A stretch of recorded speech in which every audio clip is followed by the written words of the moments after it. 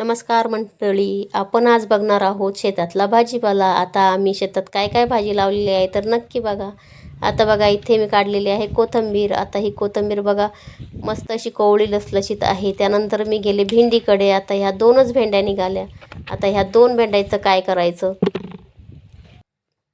त्यानंतर मी गेले मुंगाच्या झाडाकडे. आता हे मुंगाचे झाड जे आहे ना, तर आम्ही जेव्हा झेंडू लावला होता ना, त्यामध्ये कुठे मोठे झाडं लावले होते शेंगा भाजीसाठी किंवा असं खाण्यासाठी लागेल म्हणून असं टाकले होते आम्ही. तर त्याला बऱ्यापैकी शेंगा आलेल्या आहे. तर म्हटलं चला आज याची भाजी बनवूया. तर म्हणून मी आज शेंगा घेतलेल्या आहे. तर बघा एवढ्या झाडांना एवढ्याशा शेंगा निघल्या.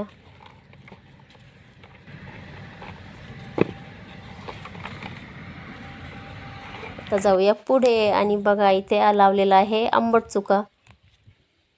आणि याचे मी चांगले चांगले जे पानं आहेत ना, तर तेच घेते. म्हणजे काय ना, खराब पानं जास्त असले का मग खूप टेन्शन होतं घरी गेल्यावर सुद्धा, काय काढायचं काय नाही.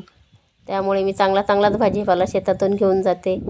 आणि इथे बघा शेपूची भाजी आलेली आहे खूप मस्त. तर शेपूची भाजीसुद्धा मी काढून घेते. मस्त कोवळी लसलशीत भाजी आहे शेपूचीसुद्धा. तर काय आहे ना, बऱ्यापैकी आपली शेपूसुद्धा निघालेली आहे. तर बघा एवढी मी शेपूची भाजी तोडून घेतली.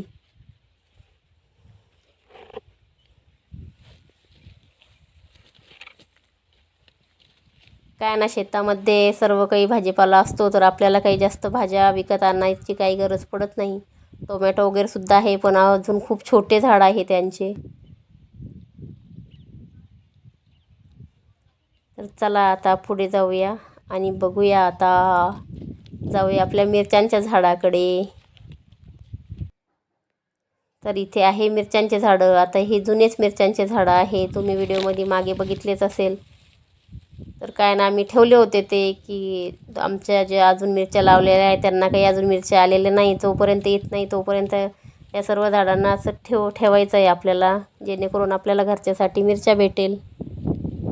आता मी टोपला दुसरीकडे ठेवलं होतं, तर काय एवढं लांब जायचं खूप जीवावर आलं होतं. तर तिथे कॅरी बॅग होती ना, त्यामध्ये मी मिरच्या आणि थोडेसे गिलके, आता आम्ही याला तुराया म्हणतो आमच्याकडे, तर मी ते टोपल्यात टाकून घेते.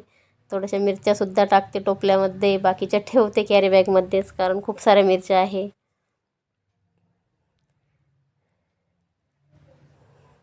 तर असा आहे आजचा आपला भाजीपाला.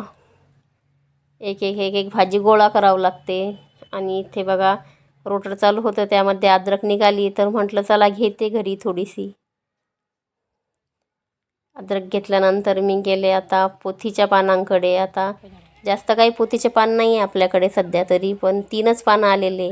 3 तिगाडा का आंबेगाडा. पण काय ना, तशीही वायाच जाणार ते, म्हणून घेऊन घेतले. काहीतरी करू म्हटलं घरी जाऊन. तर बघा असा आहे आमचा हा आजचा भाजीपाला. तर व्हिडिओ कसा वाटला तुम्हाला आमच्या भाजीपाल्याचा, नक्कीच कमेंटमध्ये सांगा. आणि व्हिडिओ आवडला असेल तर नक्कीच लाईक, शेअर आणि सबस्क्राईब करायला विसरू नका.